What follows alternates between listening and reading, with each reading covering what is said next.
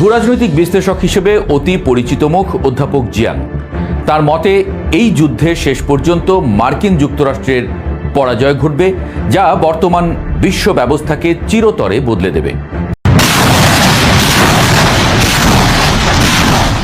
Iran Israel যুদ্ধের আগুন ছড়িয়ে পড়ছে গোটা বিশ্বে। তো সৌদিতে আমাদের বাংলাদেশের যে সকল ভাইরা মার্কিন যুক্তরাষ্ট্রের সামরিক ঘাঁটি অথবা দূতাবাস অথবা বিভিন্ন জায়গার কাছাকাছি অবস্থান করছেন, আপনারা নিরাপদ আশ্রয়ে চলে যাবেন।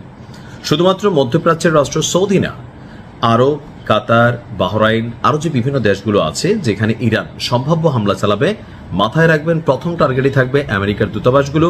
এর পাশাপাশি মার্কিন যে বড় ধরনের সামরিক বেস আছে, ঘাঁটি আছে, এগুলোর আশেপাশে কিন্তু ইরান ক্ষেপণাস্ত্র হামলা চালাবে।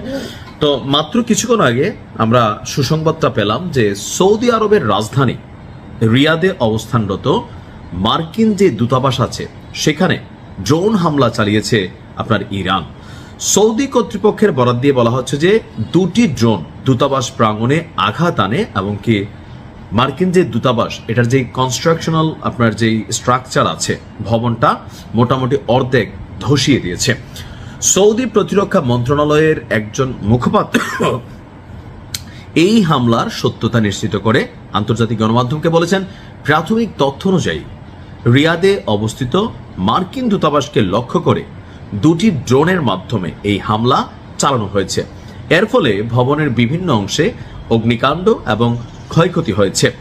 তবে তাৎক্ষণিকভাবে এই হামলায় আসলে ওইখানে অবস্থানরত মার্কিন নাগরিকদের বা যারা আসেন জনগণ, তাদের কোনো ক্ষতিগ্রস্ত হওয়ার ঘটনা অথবা প্রাণহানির ঘটনা এটা আসলে এখনো সামনে আসেনি। সৌদি কর্তৃপক্ষ বলছে যে আপনার মার্কিন দূতাবাস থেকে আগুনের বিশাল কুণ্ডলী বের হচ্ছে, যদিও এখন পর্যন্ত কোনো গোষ্ঠী বা ইরান সরাসরি এই হামলার দায়ভার স্বীকার করেনি, কিন্তু গণমাধ্যমগুলো নিউজ করছে যে ইরান করছে। এখন গতকালকে যে তাসনুরা বা রাশতানু নামক যে তেল শোধনাগারে হামলার বিষয়টা আজকে সকালে আমরা জানলাম কি ওইটাও ইসরায়েল করছে। এমনকি তারা এখানে সৌদি এবং ইরানের মধ্যে সম্পর্ক খারাপ করার জন্যই এই ধরনের একটা প্রক্সি গেম খেলে ফেলছিল, যদি এটা প্রমাণ হয়ে গেছে। কারণ এই ঘটনায় দুইটা পারসেপশন তৈরি হয়। একটা হচ্ছে আসলে কি ইরান এই ঘটনা ঘটাইলো, অথবা ইরানের প্রক্সি টিম যারা আছেন লাইক ইয়েমেন বা আমাদের বীরদের বিভিন্ন যেই টিমগুলো আছে তারা ঘটাইলো, নাকি ইসরায়েল পেছন থেকে এই ঘটনা ঘটাইলো। এখানে কিন্তু একটা কনফ্লিক্ট। আবার এই ঘটনার পরপরই মার্কিন যুক্তরাষ্ট্রের প্রেসিডেন্ট ডোনাল্ড ট্রাম্প তার বক্তব্য হচ্ছে ইরান বড় ভুল করছে। তো ভুল কি? তার মন্তব্য যে এইটার কঠিন জবাব বা শিক্ষা ইরানকে দেওয়া হবে। তো এখন থাকে না যে দৃশ্যত গিরিঙ্গিবাজি চলতেছে, যেন সবাই মনে করে না রে না।